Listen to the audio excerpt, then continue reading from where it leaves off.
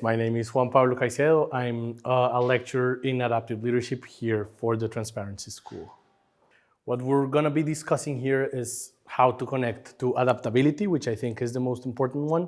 This means basically how to understand your context, how to navigate it, and how to involve different factions within a particular problem, right? So if you have, for example, the necessity of more transparency, which would be a very good way to fight corruption in some ways, you would need to understand the values that different factions have regarding transparency.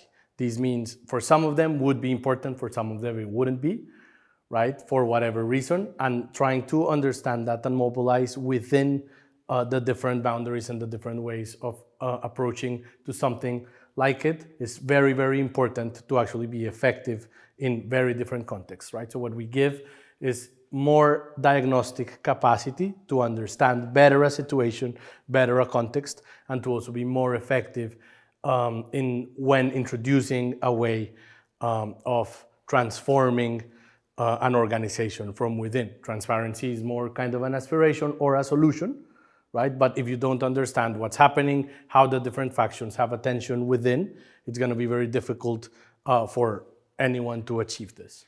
Definitely understand the difference between authority and leadership. I think this is critical. Most of our participants would always want to have more authority, right? This means a higher position for decision making and these things. What we're trying to tell them is it's actually more important to understand the source and the nature of authority, which means it's just a resource that you offer others for direction, protection, and order.